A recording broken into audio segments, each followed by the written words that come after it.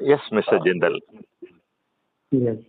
I would like to really have your introduction. So your introduction should come on record, and I will be very happy to really know Okay. your various Uh, basically okay. efforts which you are already making. I think if Okay. that will come on record, that will be Okay. beneficial for the people, those who will hear this communication. Fine, fine, sir. I am practicing as an advocate for last 12 years, Mm-hmm. and this journey into the field of legal started from a very different angle. Mm-hmm. I was into international transportation business for almost 25 years. Mm-hmm. Mm-hmm. But I was very much concerned about inequality because during the time when I was in the college, Mm-hmm. my father lost his business and we went into economic crisis. Mm-hmm. At that time, I realized that if you do not have a economic or a social status in this country, Mm-hmm. then your value is less than that of an animal. Mm-hmm. So I struggled hard, worked hard, and finally I was able to make a very successful business. Mm-hmm. But then the issue of inequality that causes disparities and inequality was there at my back. In 2008, I started writing a book on this issue. Mm-hmm. At that time, the title was not clear to me, but the issue was inequalities. Mm-hmm. And during the writing of that book in 2008, in 2009, I felt that I should study law because the society is based on the legal structure. Mm-hmm. So at the age of 43, in 2009, I joined law Mm-hmm. at Punjab University. Mm-hmm. That was a 3 years course, Mm-hmm. which was to complete in 2012. Mm-hmm. In 2011, I lost my father, Mm-hmm. Mm-hmm. and I realized that my book was not making much progress. Mm-hmm. And I felt that because of the business, I was not able to spare time to develop my thoughts. Mm-hmm. So I decided to close down my running business, and which was very well established business with a partnership with a company from Germany. Mm-hmm. And but then I decided to halt it immediately. Mm-hmm. We decided that for 1 year I will have time to complete my law degree as well as book, and then I will return back to my business. Mm-hmm. But in 2012, I completed my law degree, but could not complete the book. Mm-hmm. Then some thought came to my mind that I must have the practical understanding of the practice of law, Mm-hmm. not just the theoretical understanding. So I started practicing in the court. Mm-hmm. And so side by side, I started teaching children from slums. Mm-hmm. Mm-hmm. As the issue was related to the structure of the society, I realized that how our country is being exploited by few people. Mm-hmm.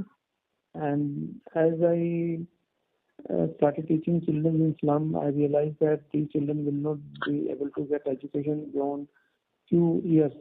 After that, they will go into child labor. Mm-hmm. And I thought they have to be given very high quality education because 80% children do not go from school to college or university. Mm-hmm. Subjects of social science like sociology, economics, political science, public administration, law, constitution, etc., which gives some knowledge about democracy and how the country governs, the responsibilities of MLA, MP, elected public servant, and the selected public servants. Okay, to some extent are taught at the university and college level. Mm-hmm. But when 80% population is not going to promote from school to college, Mm-hmm. and many of them will not go to school at all. Some will drop a fifth standard, some eighth standard, and once they go into child labor, there is no chance for them to get education. Mm-hmm. But once they're 18 years of age, they will become voters. Mm-hmm. And that 80% population has the 80% votes that elects the government. Mm-hmm. And the corrupt people get elected by virtue of this deficiency of knowledge. Mm-hmm. And then the corrupt people make corrupt policies, and they do not want to make any changes in this country. They will make things which suits them. They will not make things which suits the public. Mm-hmm. Mm-hmm. Now, keeping that in mind, that the children will never go from school to college, and they will not complete school. So, the high-level subjects were required to be taught to them before they go to child labor. So, I developed new system. I realized that alphabets are in many cases taught to the children A, B, C, D, E, F, G, H. So they teach A for apple, B for bat, C for cat, D for dog. Why not to make these valuable alphabets? So I replaced the series of alphabets. We developed new series.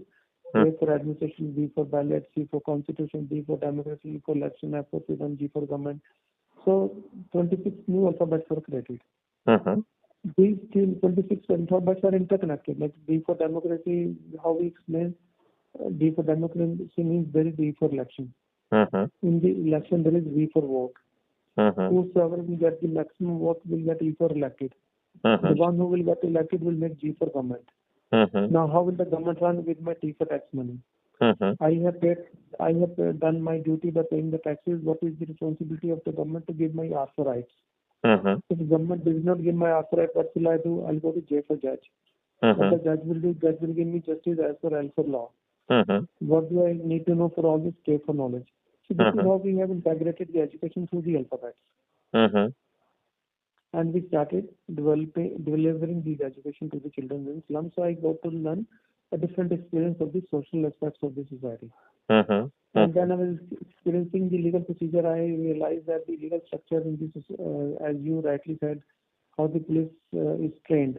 Similarly, judges are trained. And I felt very awkward and below my dignity to go before a judge in the court. I said, you are my public servant. I pay you taxes for your salary. This is a British system which is not acceptable. This I challenge the Supreme Court of India. Great. I said, the advocates must have chairs to sit. They are officers of the court. They do not come for begging for their own work. They come for justice, just like judges come for justice for a third party. Advocates are also advocating the case of a third party. They have no personal interest. If they take fees, they can stop taking fees. You start giving them salaries. So this case I argued, and then Supreme Court I asked Supreme Court of India to show me the rules which mandates an advocate has to stand before you as a slave. So Bar Council of India was involved, and ultimately they gave to me in writing that there are no rules are silent. So I filed a petition for violation of human dignity of advocate in the National Human Rights Commission. They studied the case and then directed Bar Council of India to take action. So I take up these issues like this, and I have been teaching children in slums, and I have been writing a book which I mentioned in 2008, which is on inequalities. Great. So that book has got completed in 2024. It has taken me 16 years. Okay.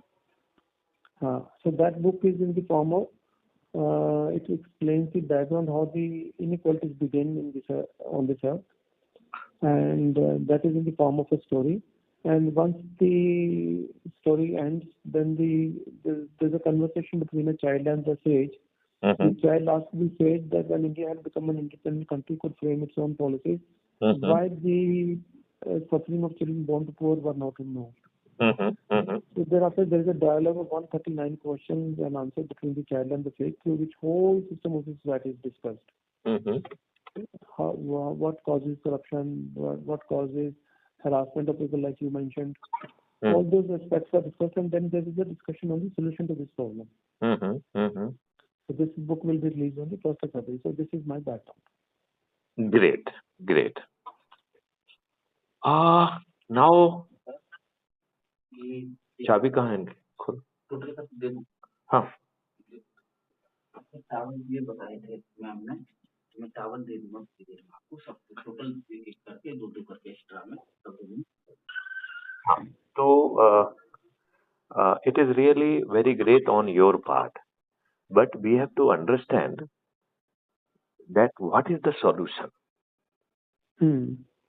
I mean, basically, there are n number of the luminaries working very hard continuously for many years in their domain.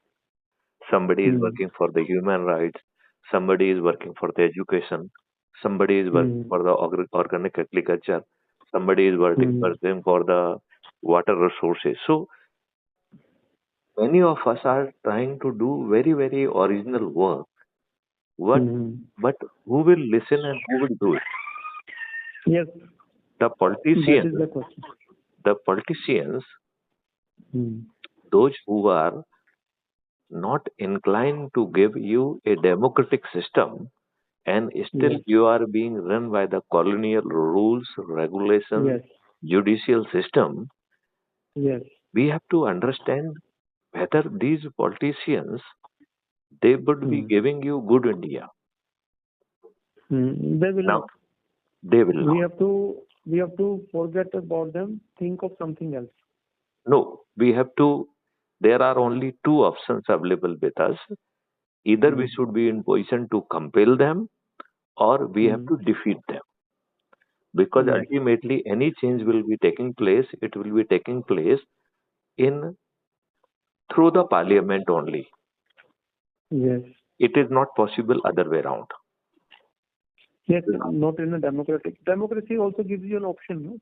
See, if it was a monarchy, then your options were different and But, very less. But but, in a democracy, you have a chance every 5 years. basically, we have to really understand one thing. Hmm. That is so-called the democracy.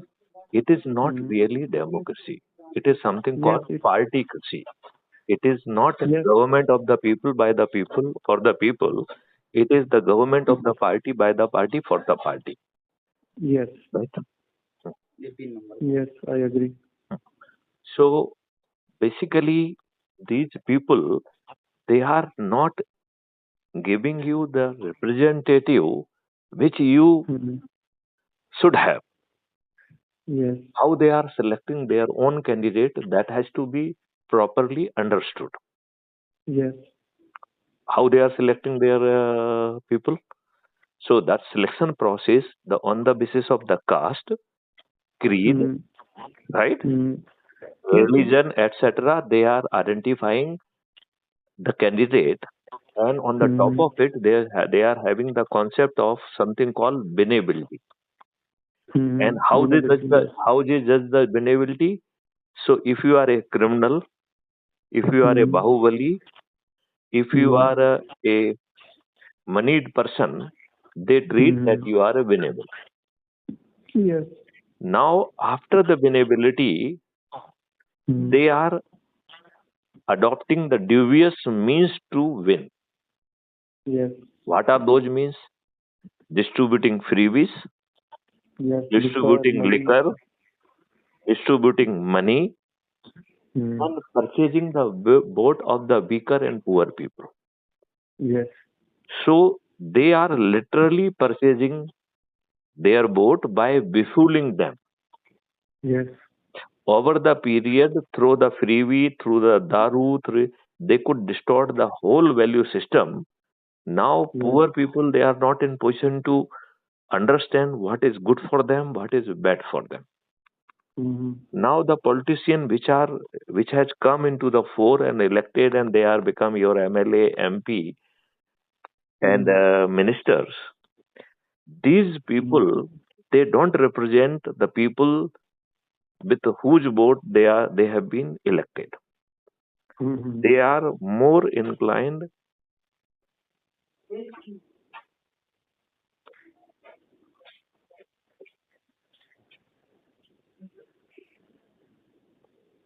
So what is more important, that they are tied up with the party whip.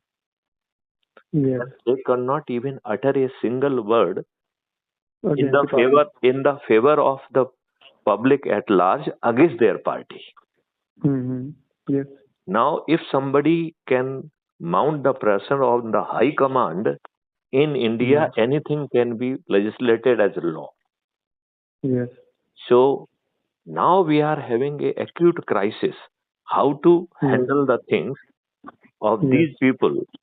Now that is Yes. only doable if we Hmm. are having the solid system which I am recommending. Okay. What I am saying, I do not want to enter into your psyche, Hmm. because your psychology will change through revamping your education system, your culture Yes. and things could be revived, your behavior could be modified by Hmm. modifying ecosystem. And Hmm. modifying ecosystem is requires. modification of the rules, regulation, and the system, right? Now that is doable simply by taking a pledge. I am a pledge, शपथ ले लो, संकल्प ले लो कि हमें अच्छा भारत चाहिए।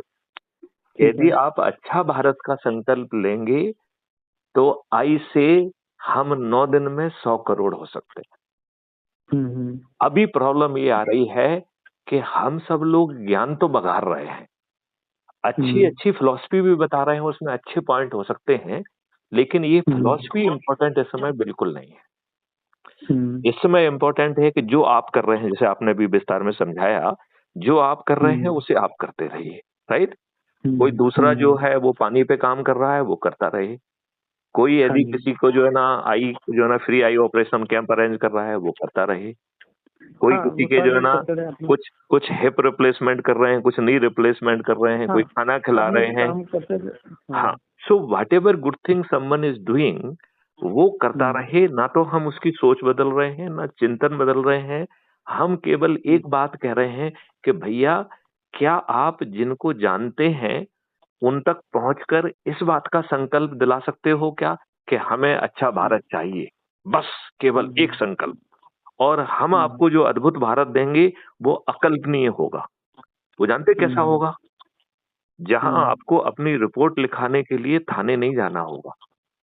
आप एक बटन दबाएंगे तो एक वेल ट्रेन्ड जो है व्यक्ति आपके पास पहुंचेगा और आपके घर पर आपकी एफआईआर दर्ज होगी। और जो दर्ज करने वाला होगा वो पुलिस वाला भी नहीं होगा। यदि उसे कोई बात समझ में नहीं आएगी तो वो बटन दबाएगा तो जिंदल साहब आप जैसे एक्सपर्ट्स उसी ऐप के माध्यम से जुड़ जाएंगे, and they will also become the part of the process of the witness of the FIR. वो जो वॉलंटियर रहेगा उसके मोबाइल में ऐप के माध्यम से कुछ ऐसे डिवाइसेस, कैमरेज और चीजें लगा दी जाएंगी कि they can capture the things which are not doable at the end. देखिए, लेसरटेड बॉन्ड और जो इंसाइज बॉन्ड है उसमें कोई फर्क नहीं करना बड़ा मुश्किल होता है, right? But now that person would be capturing that depth and everything. तो जो डॉक्टर अपने नेकेड आई से नहीं देख पा रहा है वो एविडेंस भी वो पुअर चेक कर सकता है, राइट? फिर कानून में आप प्रावधान में चेंज कर रहे हैं कि 4 बड़ी चीजें बहुत हीनस ऑफेंस बनेंगी।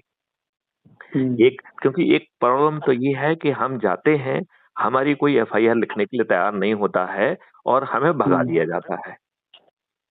आप एज ए एडवोकेट ये बात समझेंगे कि पुलिस जो है, जो एप्लीकेशन ले रही है, जिसका मैं डीजी हूँ उस पुलिस का, वो किस नियम के तहत आपसे एप्लीकेशन ले रही है? अंग्रेजों के घटिया कानून के तहत भी सेक्शन 154 के तहत एफआईआर लेना है यदि कॉग्निजेबल रिपोर्ट हो, है कि नहीं है?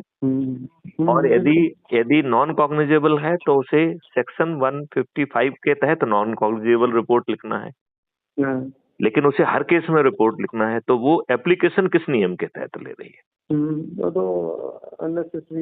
तो अभी एक प्रॉब्लम है कि हमारी एफआईआर नहीं लिखी जा रही है, वो चेहरा देख रहा है, हमारा सिर फटा हुआ है, हमारे ऊपर प्राणघातक हमला किया गया है। चाहे हो सकता है हमें उतनी गंभीर चोटें नहीं आई हमारी किस्मत से, लेकिन उसने तो जो है ना हमको नहीं है। हाँ, मैं उसी पे जा रहा हूँ, तो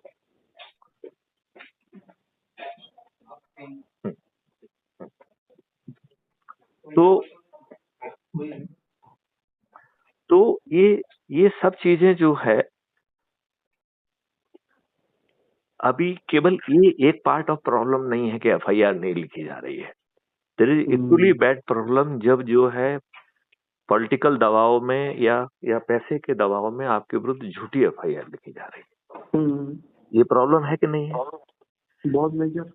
आप बताइए, पुलिस जो है उसे 161 के बयान में किसी के सिग्नेचर नहीं लेना होते, तो वो अपने मन से जो भी बयान लिखना है लिख के आपको जो है ना जेल भेज दे रही है।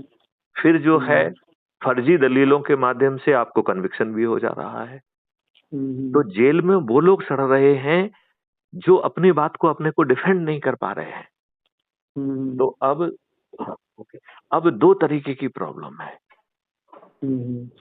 एक तो प्रॉब्लम ये है कि झूठी एफआईआर की, दूसरी प्रॉब्लम है झूठे बयान काटने की, तीसरा है कि ढंग से विवेचना नहीं करने की या झूठी विवेचना करने की, चौथी प्रॉब्लम है कि कोर्ट में जो है ना चीजों को डिस्टॉर्ट करके गलत तरीके से पेश करके सामने वाले को अन्याय दिया जा रहा है। तो ये चारों चीजें जघन्य अपराध बना दी जाएंगी। जहां कहीं भी ये सिद्ध हो सकेगा कि झूठा किया गया है, यदि किसी ने झूठी एफआईआर दर्ज की है और टेक्नोलॉजी से 21 टेक्नोलॉजी का यूज करके हम ऐसे एविडेंसेस को कैप्चर कर पाएंगे जो आज की पुलिस सोच नहीं पाती है। लिहाजा जो चीजें आज लगता है कि कैसे सिद्ध होंगी, वो चीजें सिद्ध हो जाएंगी और यदि वो जघन्य अपराध मानी जाएंगी तो आपके जेहन में डर रहेगा। आज आप ये बताइए, डोमेस्टिक वायलेंस से लेके SC ST एक्ट में से लेके डाउरी से लेके हर की चीज में जानबूझकर झूठे मुकदमे कायम हो रहे हैं। एक व्यक्ति की गलती हो सकती है, पूरे परिवार को फंसा दिया जा रहा है। दूर के रिश्तेदारों को डाल देते हैं। जो इस देश में नहीं है उनको भी जो है ना कर दिया जा रहा है। तो मैं अपन जो है इसमें विस्तार में बात 1-2 दिन बाद करेंगे, क्योंकि I am having some very important requirement. I will save your number. तो आपने नाम क्या बताया अपना, जिंदल साहब? हरिओम जिंदल। हरिओम जिंदल। तो आई will save your number and I will have a very detailed discussion with you. But at outset मैं आपसे ये प्रॉमिस करना चाहता हूँ कि I have developed the model, I have developed the technology.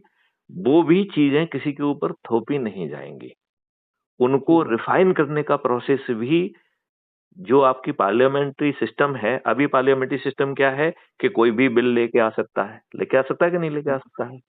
हम उसी पार्लियामेंट बिजनेस रूल में अमेंडमेंट करके क्या करेंगे, व्हाट वी विल डू, हम जो है उसमें ये चेंज कर देंगे कि कोई भी चीज पार्लियामेंट में सीधे नहीं लाई जा सकती है, उसे 3 स्टेज में रिफाइन करना ही होगा। तो चाहे क्राइम फ्री भारत कर रहा हो या सब्सिक्वेंटली कोई नए कानून की भी हम बात करेंगे, तो वो सीधे पार्लियामेंट में लाया ही नहीं जा सकता है, उसे 3 डिग्री में रिफाइन करना होगा। तो पहला रिफाइनमेंट क्या होगा कि जो सब्जेक्ट है उस सब्जेक्ट में जिन लोगों ने अपनी जिंदगी लगा दी है उनका टास्क फोर्स बनाना होगा। वो टास्क फोर्स में 15 दिन लाइव डिस्कशन होगा और उनकी डिस्कशन के आधार पर जो पॉइंट निकल के आएंगे उससे पहली डिग्री का रिफाइनमेंट किया जाएगा। फिर ढेर सारे जो एक्सपर्ट्स हैं वो 15 दिन तक जो है ना वो भी लाइव डिस्कोर्स करेंगे, जिसमें जर्नलिस्ट से लेके पब्लिक से लेके हर कोई पार्टिसिपेट करेगा और उसकी चर्निंग में जो पॉइंट निकल के आएंगे उससे दूसरी डिग्री का रिफाइनमेंट किया जाएगा। फिर जो तीसरा, अब तक ये 30 दिन का जो चर्चा हो चुकी होगी उससे पब्लिक को कुछ कुछ आइडिया हो जाएगा कानून के बारे में। हो जाएगा कि नहीं हो जाएगा? हाँ जी। तो पब्लिक को कम से कम इतनी समझ तो हो जाएगी कि उसकी शंकाएं क्या हैं, कुशंकाएं क्या हैं और कुछ सुझाव हैं तो वो सुझाव कुछ कुछ देने की स्थिति में आ जाएगा। और ये डेलिब्रेशन सभी चैनल पर लाइव 45 दिन तक चलेगा। तो वो तो 15-15 दिन तक हुआ, चूंकि पब्लिक ऑर्गेनाइज नहीं है लिहाजा ये लंबा होगा, ये 45 दिन का होगा, राइट। और इस 45 दिन के डेलिब्रेशन में जो पॉइंट आएंगे उससे तीसरी डिग्री का रिफाइनमेंट होगा और ये 3 रिफाइनमेंट के बाद ही कोई चीज पार्लियामेंट में लाई जा सकेगी। मतलब केवल क्राइम फ्री भारत लाएगा ऐसा नहीं, ये नियम में चेंज कर दिया जाएगा। भविष्य में कोई भी चीज पार्लियामेंट में सीधे लाई नहीं जा सकेगी, उसे इन 3 प्रोसेस से निकलना होगा। तो हमारे ऊपर कोई भी चीज बाद में गलत थोपी भी नहीं जा सकेगी। तो यदि कोई दुष्ट व्यक्ति भी आ जाते हैं तो भी हमारे ऊपर सुरक्षा रहेगी, राइट। अब जो है जो ये चीजें हैं हमारे मॉडल में जो हम बता रहे हैं कि आपको बिना थाने जाए FIR दर्ज हो जाएगी। 21 टेक्नोलॉजी का उपयोग करते हुए वो एविडेंस कैप्चर हो सकेंगे जो आज की पुलिस सोचने की स्थिति में नहीं है। और उस मॉडल को इस ढंग से डिजाइन किया गया है कि कॉस्ट जो है वो गवर्नमेंट पे नहीं आ रही है, बल्कि जितना हम धन बांटेंगे तो क्राइम फ्री भारत के रेवेन्यू मॉडल में फरियादी को भी पैसा मिलेगा, गवाहों को भी पैसा मिलेगा, जज को भी पैसा मिलेगा, पुलिस को भी पैसा मिलेगा, डिफेंस लॉयर और प्रोसिक्यूशन लॉयर को भी मिलेगा और लिबरली दिया जाएगा। मतलब हम तो 5,000 से लेके 1 करोड़ तक धन बांटने की इच्छा रख रहे हैं। मतलब जहां पे ज्यादा धन बनाने की संभावना है वहां पर रेवेन्यू डिस्ट्रीब्यूशन करोड़ों में होगा, और जितना हम धन बांटेंगे उसका 2 से मल्टीप्लाई करके अपराधी से वसूल होगा। तो हम एक बहुत स्ट्रॉन्ग, अच्छा 2 से मल्टीप्लाई कर रहे हो, इसका मतलब अज्यूम करिए कि आपने 50 करोड़ बांट दिए, तो 50 करोड़ सरकार के खाते में पहुंच गए। 50 करोड़ तो आपने बांट दिए, 2 से मल्टीप्लाई कर दिया, इसका मतलब 50 करोड़ सरकार को भी मिल गए, राइट। अब आप एक चीज समझो कि जो व्यक्ति के, अज्यूम करिए कि उसके पास पैसा ही नहीं है, राइट, तो वो जो पैसा पैदा करेगा उससे पेमेंट होगा, और यदि वो पैसा पैदा, क्योंकि हर किसी को भारत में हम एम्प्लॉयमेंट की गारंटी दे रहे हैं, तो अपराधी को भी वो गारंटी है। तो यदि वो अपराधी है तो जेल के अंदर उसको वो एम्प्लॉयमेंट अपॉर्चुनिटी मिलेगी। आपका जेल मैनुअल मॉडिफाई हो जाएगा, तो अभी जो मुफ्त की रोटी मिलती है जेल में वो नहीं मिलेगी।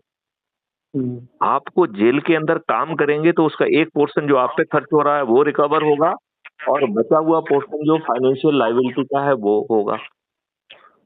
अब अज्यूम करिए कि यदि आप अपने जीवन काल में नहीं दे पा रहे हैं, तो जैसे धन आपका ट्रांसफर होता है ऐसे लायबिलिटी आपके बच्चों को ट्रांसफर होगी।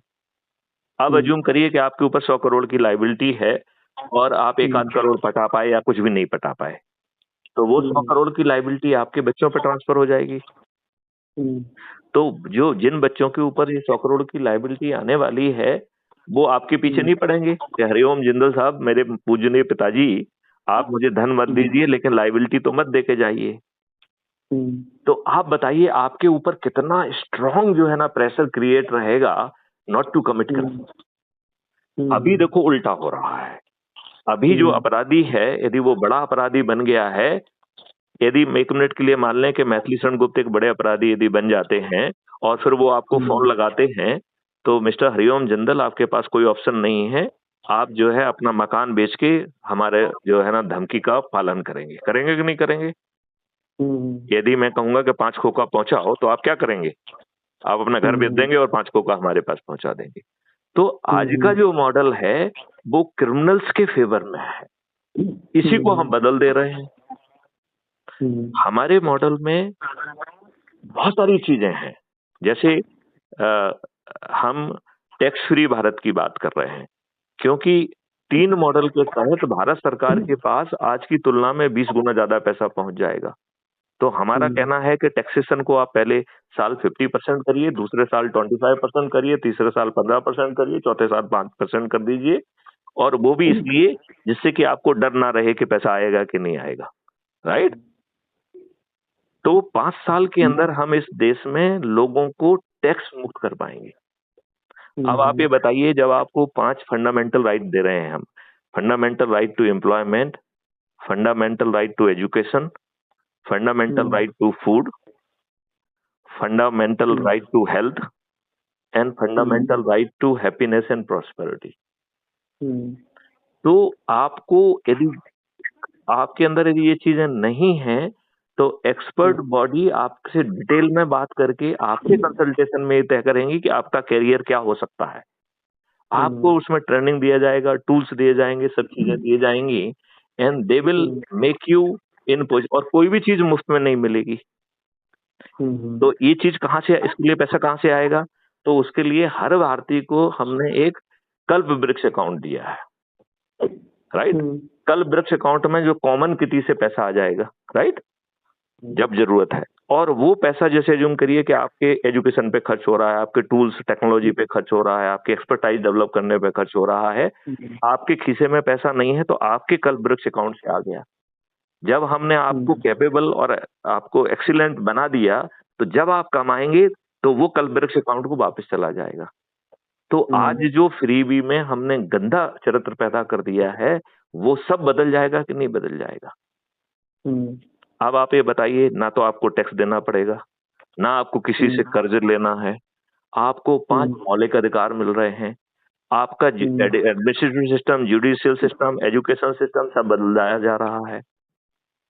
और हम आपको बाद में विस्तार में समझाएंगे कि कैसे जो है ना पानी फिर से 9 फीट पे आ जाएगा, कैसे हमारी गायों की संख्या 10 गुना से ज्यादा हो जाएगी, क्योंकि दूध से ज्यादा हमें उसके गोबर से ऑर्गेनिक खाद पैदा करना है, उसमें जो है जो आजकल बहुत माइक्रोब कल्चर का आ गया है वो उसमें मिलाया जाएगा। तो आजकल ऐसे माइक्रोब्स पैदा हो गए हैं जो कि सीधे जो है ना वातावरण से चीजें अवशोषित कर कर वो जो है जमीन में एज ए फर्टिलाइजर काम कर सकते हैं। उनमें इतनी ताकत है कि जो है ना वो एंटी पेस्टिसाइड का भी काम कर सकते हैं वो। तो इन सब चीजों से आपकी जमीन की हेल्थ बदल जाएगी। हम अपने देश को केमिकल फ्री कर पाएंगे और इसमें जो है इस प्रोसेस में इतना सारा एम्प्लॉयमेंट क्रिएट किया जाएगा और क्वालिटी ऑफ सर्विस बदल जाएगी। तो भारत का हर व्यक्ति जो है ना वेल्दी होगा। अच्छा, इसके लिए किसी को कुछ नहीं करना है, केवल क्या करना है कि एक संकल्प लेना है अच्छा भारत का। और जो 4 सरल उपाय हम बता रहे हैं, पहला उपाय है कि YouTube चैनल पे जाइए और क्राइम फ्री भारत मिशन को सर्च करिए। ये मैथिली शरण गुप्त का मेरा ही मिशन है, उसे सब्सक्राइब कर लीजिए। उसके इस चैनल के हर वीडियो के डिस्क्रिप्शन बॉक्स में एक लिंक दी गई है जिससे crime free Bharat mission app को डाउनलोड किया जा सकता है। तो उसे आपको डाउनलोड करना है और इस ऐप के जो है ना अबाउट द कम्युनिटी के बारे में जब आप पढ़ेंगे तो हर चीज विस्तार से समझाई गई है कि कैसे लक्ष्य क्या है, मौलिक अधिकार क्या है, कैसे क्या मिलेगा, बहुत विस्तार से वो चीजें समझाई गई हैं। तो उस ऐप को डाउनलोड करके आप वो चीज भी देख पाएंगे। फिर दूसरा कह रहा है, तो पहला हो गया है कि crime free Bharat YouTube channel को सब्सक्राइब करना है, एक वीडियो प्रतिदिन देखना है। और दूसरा कह रहा है कि डिस्क्रिप्शन बॉक्स में जाना है और डिस्क्रिप्शन बॉक्स में जो लिंक दी गई है उसके माध्यम से crime free Bharat mission app को डाउनलोड करना है। आपने टोटल 4 उपाय हैं, उसमें से 2 उपाय पूरे हो गए। इसमें कोई दिक्कत है क्या? जिंदर साहब, कोई दिक्कत है? इसमें कोई दिक्कत नहीं है ना, आपका पैसा लग रहा है ना कोई दिक्कत है। अब तीसरा उपाय इसमें करना है कि ऐप को जब आप खोलेंगे तो आपकी प्रोफाइल नीचे दाहिनी तरफ आपकी प्रोफाइल का टैब है, उसको क्लिक करेंगे तो आपका ऑटो जनरेटेड जो आइडेंटिटी कार्ड है वो आपको मिल जाएगा, राइट। और उसके नीचे शेयर करने के 3 तरीके दिए गए हैं। तो चूंकि व्हाट्सएप ज्यादा जो है पॉपुलर है तो व्हाट्सएप से उसे अपने परिवार के सदस्य, अपने रिश्तेदार, अपने मित्र, अपने पड़ोसी और जिन संगठनों से जुड़े हुए हैं उनके पास भेज देना है। जैसे ही आप सबको अपना मैसेज भेज देंगे और वो मैसेज भी ऑटो जनरेट होता है, उसमें केवल अपना नाम, मोबाइल नंबर वगैरह डाल दीजिए, बाकी और कुछ करने की जरूरत नहीं है। यदि आप अपने भाव इजहार करना चाहते हैं तो 2-4 लाइन में वो बात भी कर दीजिए, ठीक है ना। बस तो इतना ही उसमें करना है। तो इसके साथ आपका तीसरा उपाय पूरा हो गया है। अब चौथे उपाय में क्या करना है कि जिसको आपने अपनी लिंक भेजी है उसको फोन लगाना है और उससे कहना है भैया अच्छा भारत चाहिए, तो ये 4 उपाय कर लीजिए। यदि हम एक दिन में 10 लोगों को संकल्पित करते हैं और फॉलो अप करते हैं तो 9 दिन में हम 100 करोड़ हो जाएंगे। आज के जो राजनेता जो जिसके पास 5,000 या 50,000 वोट है उनके चरणों में बैठे हुए हैं, जब आप 100 करोड़ वोट लाएंगे तो ये आज के चुने हुए राजनेता आपको अच्छा भारत दे देंगे कि नहीं दे देंगे? क्योंकि आपकी शक्ति की बात आएगी, ठीक है ना। ओके, तो अब इसके बाद में जो है अगली वार्तालाप जब मैं आपको फोन लगाऊंगा तब करूंगा, ठीक है ना। ठीक है।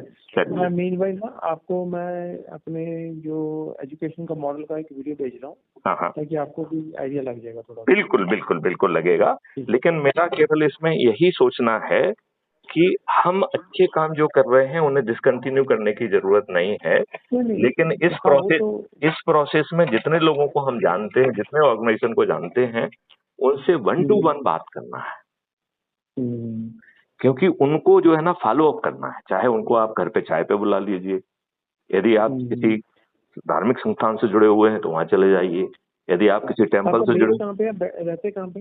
मैं भोपाल मध्य प्रदेश में रहता हूँ। I am former DGP of the Madhya Pradesh. I had been दोस्त लगा डीजीपी अरविंद चौधरी वहाँ पे। हाँ। अरविंद चौधरी है ना, आजकल डीजीपी जेल है। हाँ, तो मेरा क्लासमेट ही है वो। अरविंद कुमार नाम लिखते हैं वो, अरविंद कुमार लिखते हैं। हाँ, ही इज 1988 बैच ऑफिसर। हाँ, मेरा क्लासमेट है। ओके, तो चलिए, तो जो है we can discuss the rest of the things in detail. आप मुझे भेजिए, मैं उसे देखता हूँ, ठीक है ना। ओके, जय हिंद, जय भारत, वंदे मातरम।